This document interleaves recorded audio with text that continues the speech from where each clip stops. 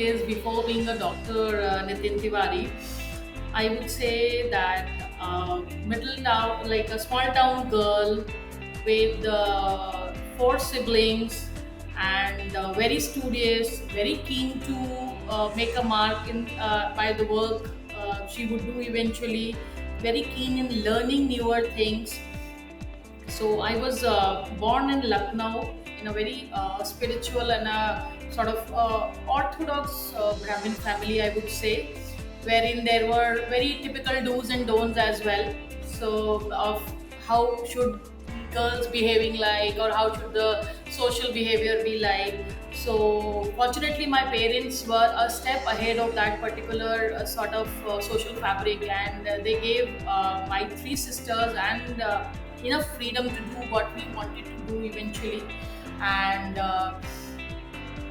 I think they are pretty successful in doing, giving us that liberty, because we have made most out of it. And I can speak on behalf of all two sisters as well, that being women, we have all have made a mark in our respective fields wherever we are working. So, and fortunately, I got my schooling in a very famous school of my hometown, Lucknow, the City Montessori School itself, which holds a lot of credibility to its name. And they gave me immense training in hard work and being competitive. And there were a lot many situations wherein I had to make choices then itself, like which particular like sports and all I will be pursuing. So I and back then we were just starting with computers as well. So whether or not I would be like to studying that eventually. So these were small choices which I made, and I say that they have indeed made a difference. And going ahead, talking about the values which my parents still instilled in me, so I would say hard work is the foundation. So I have both my parents pushing us to be hardworking, very diligent, and put our hearts into whatever we were doing as a family. So we have a very close knit family wherein there were not things in abundance, but yes, there was nothing less also. And a very, very happy childhood, I would say, and a strong bond between all siblings, which has kept us emotionally well proved amongst all odds we have faced in our respective lives. So I'm very fortunate for the kind of camaraderie I share with my siblings, my family.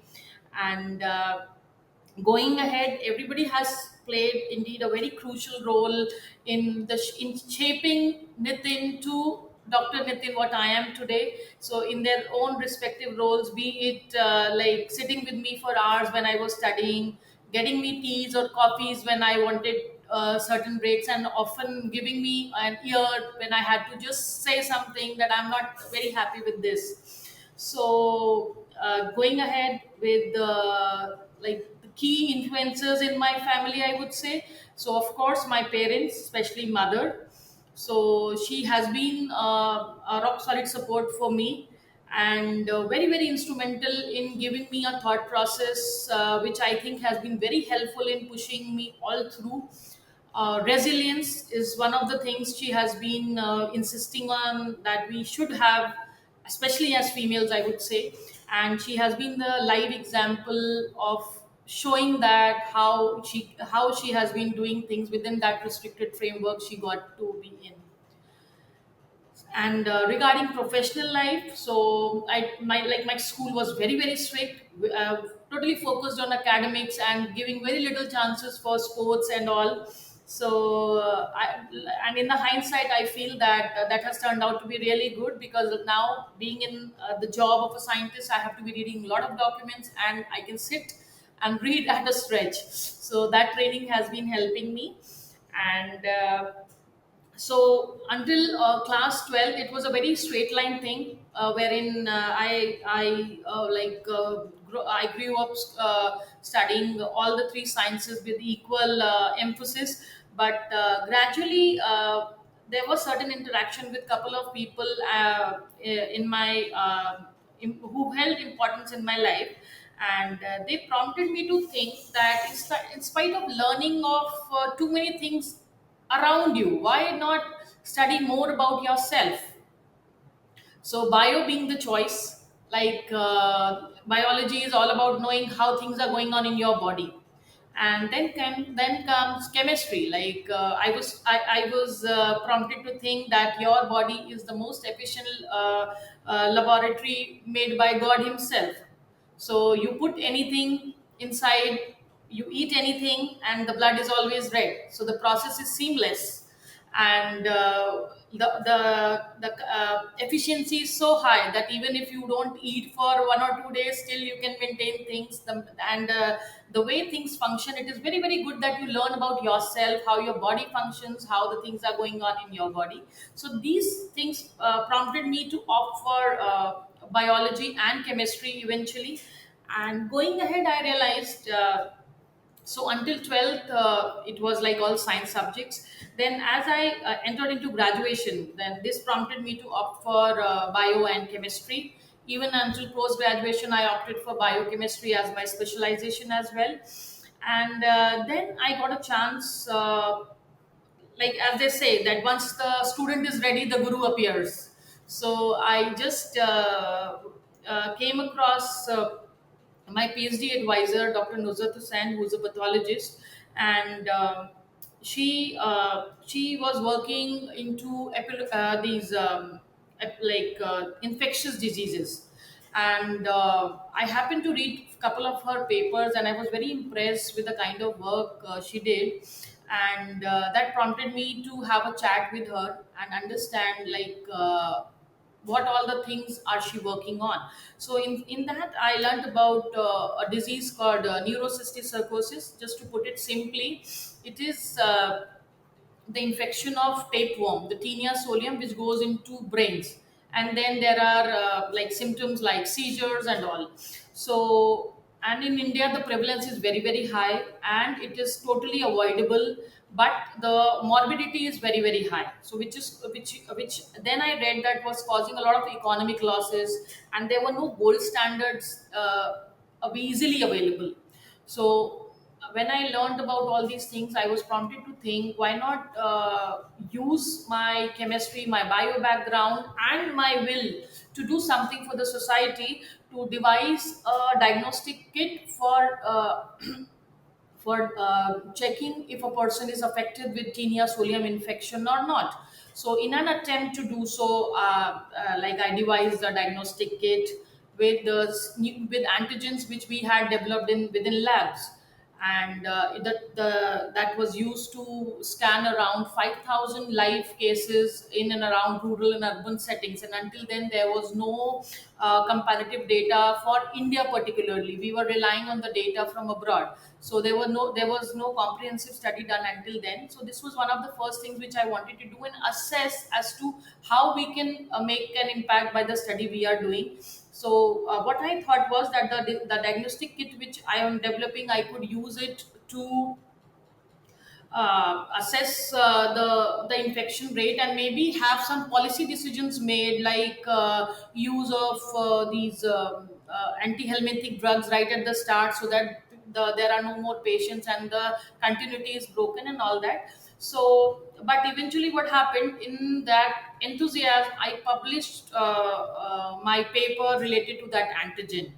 And when I want, and then I was suggested that you should get a patent on your diagnostic kit. When I tried attempting doing that, I realized that I have already disclosed my work, so I cannot get a patent on it. And because I cannot get a patent, I cannot give a monopoly to a company who would eventually would like to bring that particular diagnostic kit in the market, which was a necessity. So ultimately, I used the kit. It had high sensitivity and specificity, but as such we could not use it in the get it in the market, because there were no takers at that point of time, because we had lost the novelty and we could not give monopoly. So this, getting into understanding patents and how it can affect rights and how it can affect the usage of technology, prompted me towards another trajectory in my career, which was IPR, the intellectual property rights. So then I got a DST TIFAC fellowship to for, like, it was 11 months on job training program, wherein I was working with some top consultancies of the country, and I learned about IP and related issues. And IP was then just budding up in India. It was not so much known, so there was a lot of scope of spreading awareness and making researchers realize the mistake which I had made, they should not be repeating, because there is a lot of cost investment into research, and there should be some output coming out of it. So this prompted me to be in IPR, shifting from wet lab to dry lab, from primary researcher to a secondary researcher. Now that I am, so and then I was absorbed in that consultancy, which I was working for during the DST tenure, and. Then I moved to NCL, and again that turned out to be a turning point for my career, because that thinking was still in their mind, that our body is the best research laboratory God has made for us. So then I got into NCL, and NCL NCL was chemistry dominated, but there were also like biochemical engineering and other aspects also which I could keep learning. And for like when I look back, I feel that being in intellectual property rights has been a boon for me eventually, because if I had been a wet lab career researcher, I would have been focusing on a particular topic only. So now I have access to the all the subjects, irrespective of what the core is, like chemistry, bio, etc. Everything I have access to within NCL, and I review the work, and the top notch research, I would say, like the top developments whatever are there, I have access to. And it is like knowing many things about lot more than I would have learned as a wet lab researcher. So and it has been like 14 years now I have been in NCL, and we have a couple of laurels under our belt already. Like we have a CII award given to NCL for its patent uh, for its patent portfolio as an R&D institution. Then there are like other felicitations also as IP trainer, which we have got for our lab, and we are the best performing technology tech transfer offices, I would say, for non-profit sector. So this is the journey so far. Talking about one incident, if you would say that sort of motivated or socially sculpted us into the way we are, I think, was the strong stand of my father, that my daughters have to be studying, and we don't want any interference. So he has that no nonsense attitude, and that has helped us in being insulated from other like views and all. And because my elder sister was already on the way, she was doing good, so things were a bit easier for me, I would say very frankly. And all through persistence of my parents has helped, and they had been, and I think what has been the key factor is that they have been emotionally motivating us, all of us, all through. And there was like this unsaid line that you do whatever you want to, we have our trust on you. So that has been the pushing force all through. So, as I told you, like parents had given those decision rights to us. So, I totally chose it on my will, and I told you the background also, like why I was prompted to choose science instead of arts. And one thing was that in the background, obviously, you would also be aware that being a doctor, being an engineer, are have been the first choices of career in our society for long. So that was of course the background as well. So, if you say challenging times which I have faced, so I would rather use instead of challenging the word opportunity, because in the hindsight I see that it was an opportunity because I faced that particular obstacle initially. So yes, I was applying for a couple of fellowships, and I did not get very good score in the first go. So like I was very upset, and I spent 2 or 3 days in that agony that okay, I didn't get good score, and now I have to be satisfied with what I have got. So, and there were rounds of crying and all as well, because again that feeling was there that I have to prove myself. So I remember my father saying a few lines to me, and which has stuck with me all through. Like गिरते हैं से सवारी मैदान जंग में, वो क्या गिरेंगे जो घुटनों के बल चला करते हैं. So he said that at least you attempted and you did fairly well. If not up to your satisfaction, then still you have done well. So that I think was a push in the right direction, which prompted me to think, yes, I did get good results, if not up to my wish. So I think there are a couple of incidents like this, but this was the first push I got from my parents, which I badly needed. So I have been really fortunate. There were no lows as such. Like I think it was God willing that I made certain choices which were resulting in what I wanted, and it was eventually leading up to my goal that I can make some difference in the country, in the people whom I am in touch with. So there were no lows as such, I would say, but yes, highs there were many with God's grace and everybody's wishes. So all like coming to NCL itself was I think one of the highs, because I got a chance to work with the best brains in the country, and abroad also as well, I would say, and that opened up lot many opportunities for me. So, as I told you, that I was never away from research while being in this job, and especially in NCL, I was always on the top of the knowledge of science, which I always wanted. So, it was like having a win-win situation for me. So, yes, in terms of highs, I have many. This is one of them.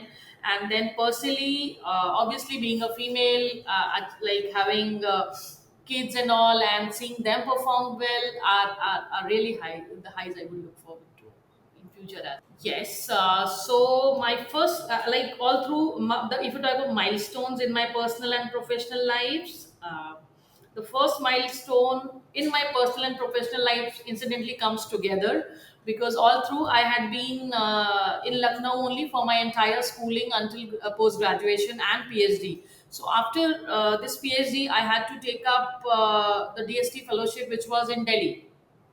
So that was a turning point. And in 2007, when I had to move out of the house, so it was professionally rewarding but personally draining. So there were too many new things to be learning, from a small town to a hustling town of Delhi, and then learning things to do yourself totally. Although we were independent earlier also, but totally I had to be by myself, learning things professionally and being exposed to so many things which I was not earlier even knowing. So that human aspect then came over, and it was more of a like enriching emotionally. So distance makes hearts go wander. So there were trips like every weekend going back to Lucknow to see my parents, which gradually reduced with time, because then I had to be occupied with other professional commitments as well. But it was a great learning experience, and yes, a turning point.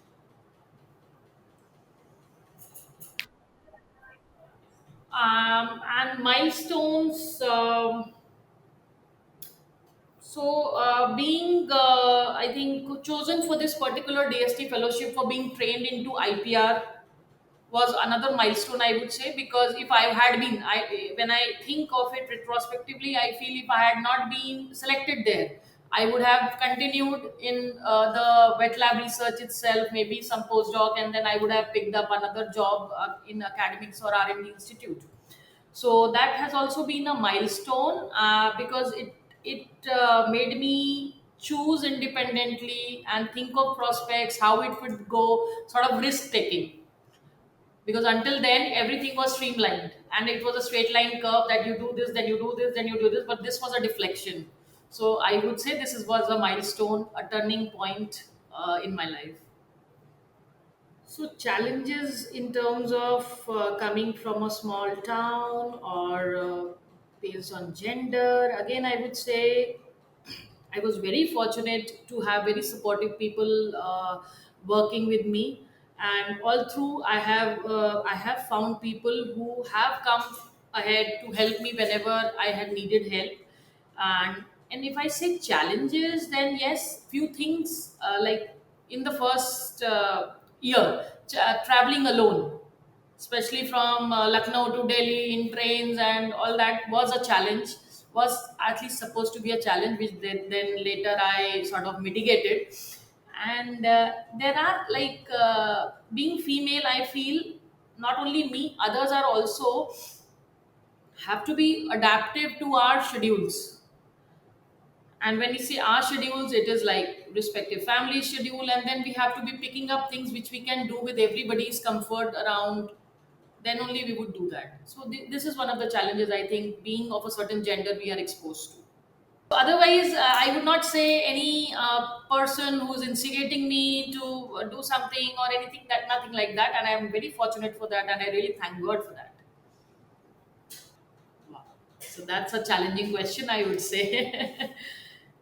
So I think all of us have a particular definition of success in our minds, and those are the yardsticks by which, I think, we have been groomed, or we have been professionally trained, that we think this is success, and absence of success is obviously failure. But to me, success is, I think, harmony between what I want and what I have got. So not chasing the unfound, and being in continuous, like making continuous efforts to achieve what you want to, is success. Failure, I think, is just absence. You don't make any efforts, then you have failed. Otherwise, you are successful until the last effort you have made. And this is also one of the sayings my father has taught me. So yeah, so failure is when you refuse to get up and fight again. That is failure. Otherwise, it is always a success. So either you win or you learn. So before social, I would talk first about the total impact my work is making. Just to set the stage so that I can just segregate social out of it. Then, so one thing is that I am into hardcore research, wherein people want their science to be in use, and that nothing is more rewarding for a scientist to see their science in use.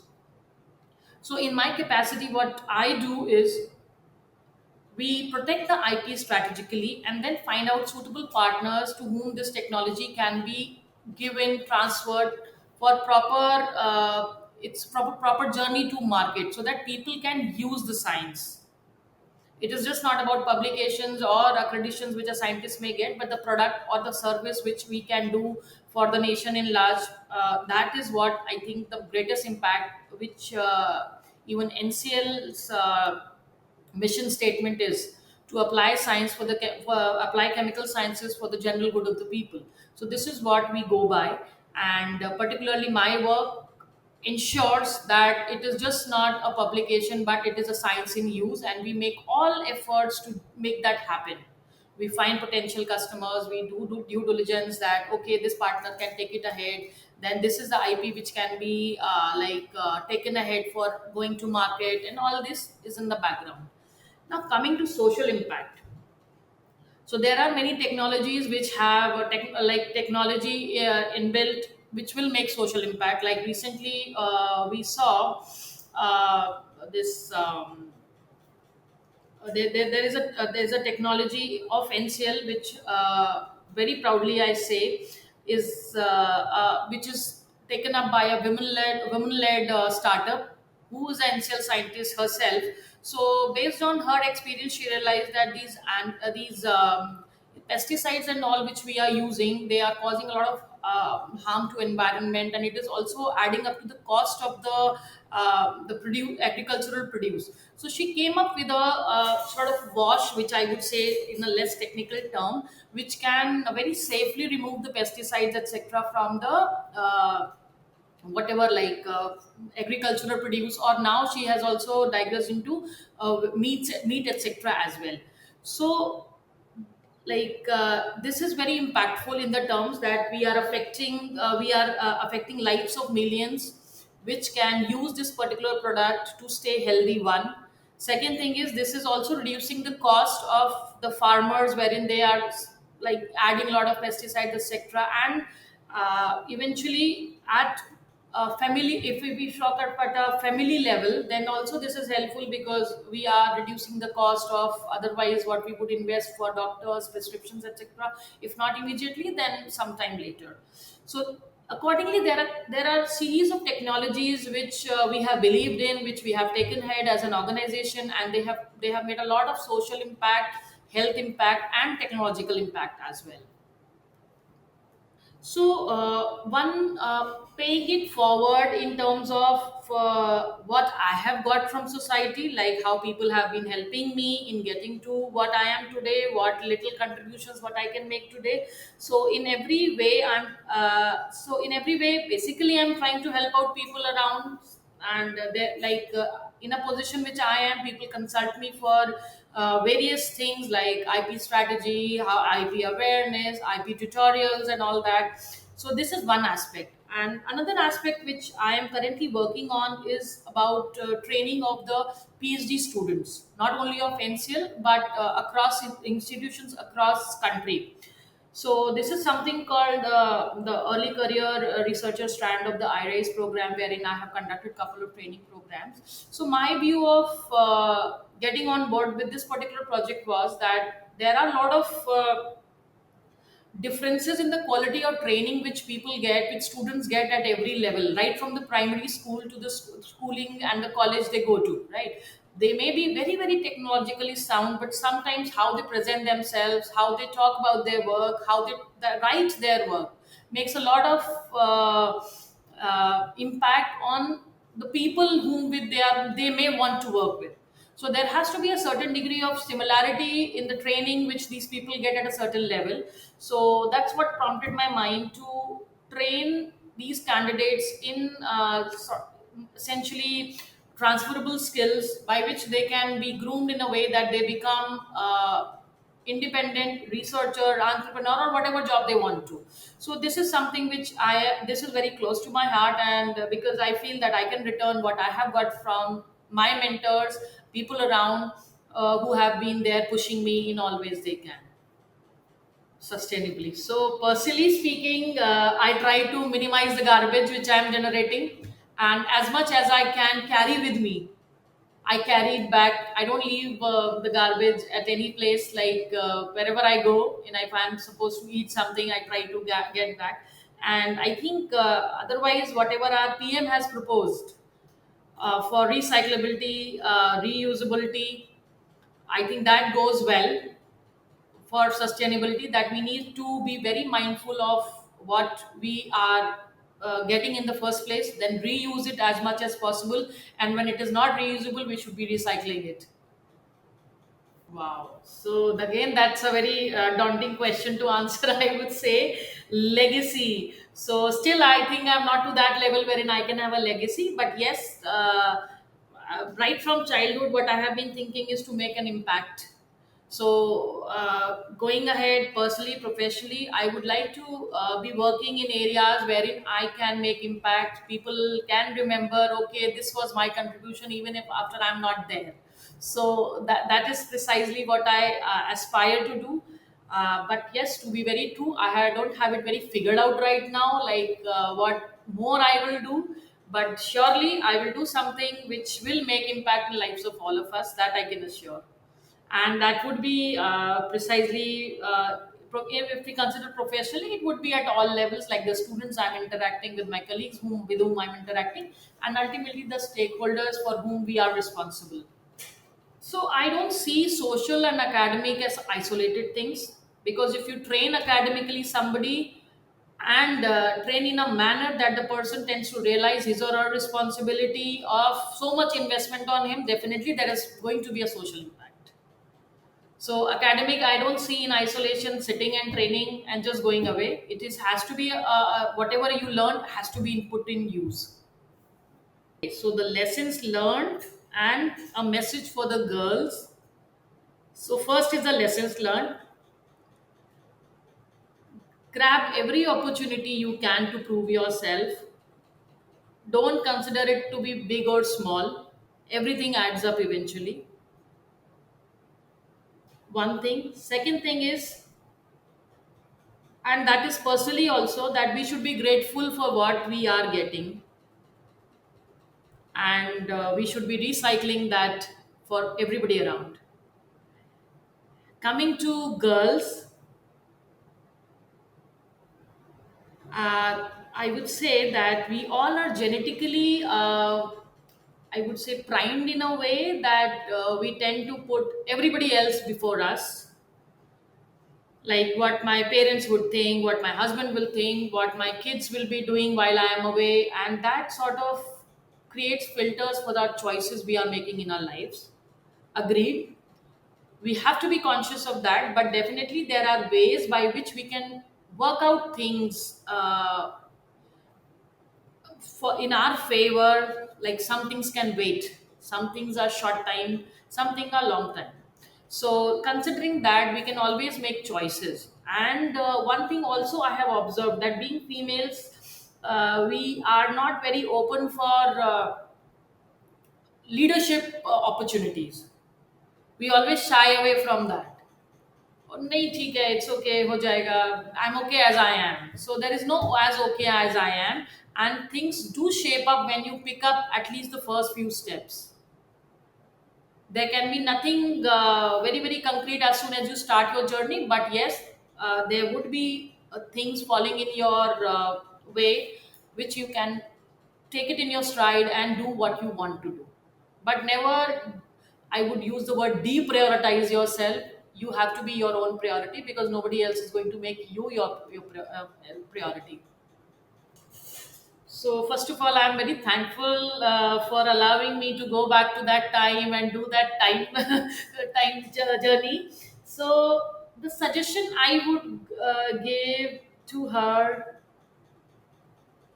is that we should build very strong foundations, and that is necessary to go for that extra mile when we are needed to go. Be those foundations can be emotionally, those foundations can be academic, those these foundations can be even, I would say, economically. So all these things count. So strong foundations are a must. So redo, relive. Obviously, all of us would, I think, will have unanimous answer: our childhoods. So, and undo. No, I would not undo anything. And again, as somebody said, no, that if I get a chance to live my life again, I would repeat the mistakes I made. So that is because that all that has helped me to be the person I am, personally also and professionally also. So I don't have anything to undo. But yes, redo the good job we can do. I think it is for forward looking aspects as well.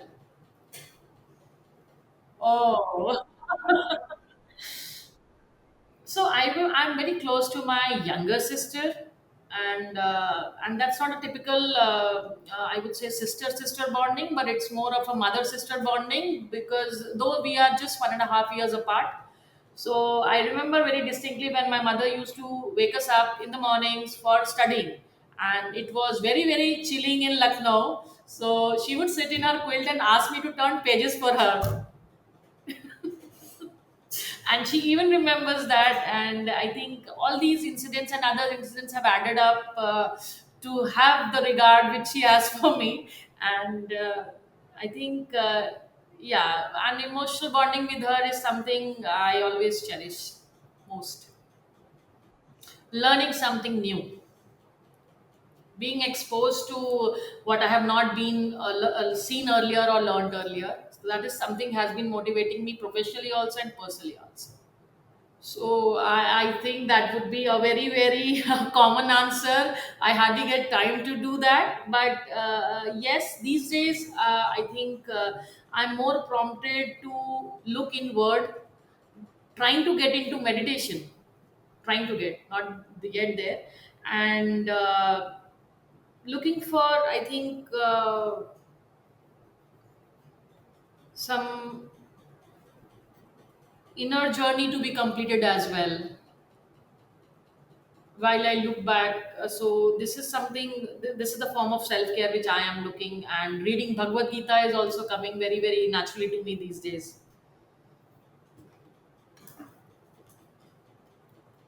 And yes, like I would say, going out for trips does energize me, and that is also one form of self-care I do. That's a good learning. So as a scientist, I started with reading literature about meditation. Then I realized that there are certain brain changes which happen if you meditate. Even for, and then this there was a book on and mindfulness and all. Also, I read about, because once I sign up, I have to be there. So I need to be learning what I'm signing up for. So yes, I really want to do that more sincerely, because I have been wanting to do this Kailash Mansarovar Yatra. So since COVID, this has been on stop, and before that, I was like having a lot of personal commitments, because of which I could not commit, and this requires like 1 month to go actually. And before that, there is a lot of training for physical, mental, and all these things, so that you are equipped enough to uh, understand what you are committing for, because that is quite strenuous. So this is something I really look forward to, and if I believe in I would say, law of attraction, I really want to repeat it. I want to do this Kailash Mansarovar Yatra very soon. So I would say again, going back to my spiritual roots, this would, like, you get what you give. So you have to be very, very careful what you are giving, and whatever you get, you have to be very grateful for that.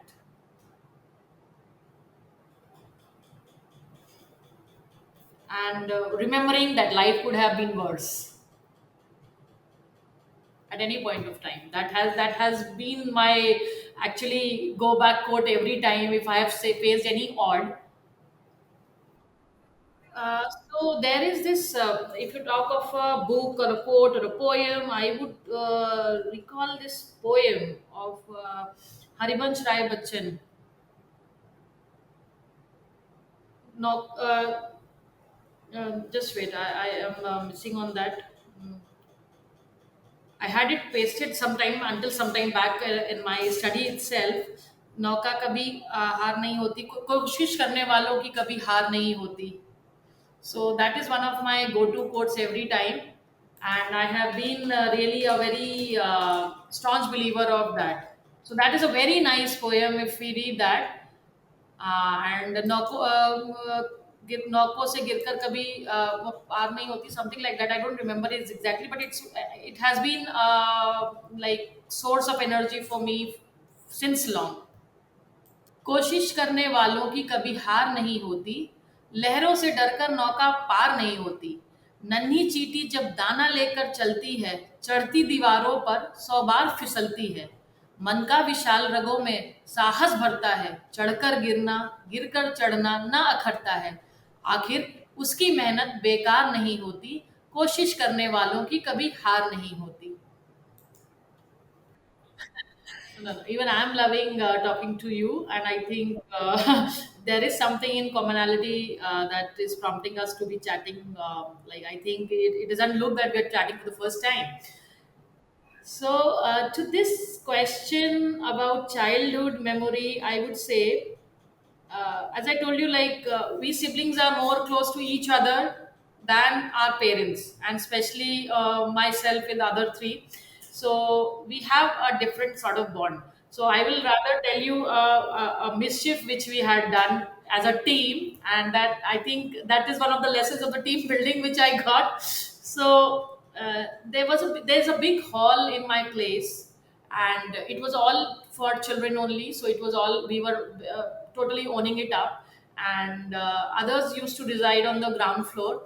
And there was some stuff, like big stuff, which was bought and kept in our rooms. And we found a very good way to jump from it, and we created our own playground in that very room. and then to add the flavor of I would say these roller coaster rides and whatever these exist today, we added talcum powder on the surfaces, and we started just slipping over it, and we were enjoying it so much that we couldn't realize that our mother had been calling us for dinner. And none of us respond because we were so engrossed in it, all four of us. And eventually she had to come up, and then she saw that all of us were white and we were just jumping off and on that particular stuff. So, and there were incidentally two rooms to that two doors to that room, sorry, two doors to that room. So my mother entered from one. I saw her facial reactions, and I immediately slipped from the other room, and then she caught hold of other three, and then they got their peace of mind that day. And I was told that you left us alone. So I said no, that was because I couldn't wait to just her to catch me, because otherwise I would have been just held responsible. And I prompted everybody to do that. So I think that's one of the memories. And even today we recall this incident, saying that our kids don't have that sort of camaraderie, that they can take beating for us, for their siblings. So we have that, and that is why we stand together still today, in the way we should be, as a rock solid support.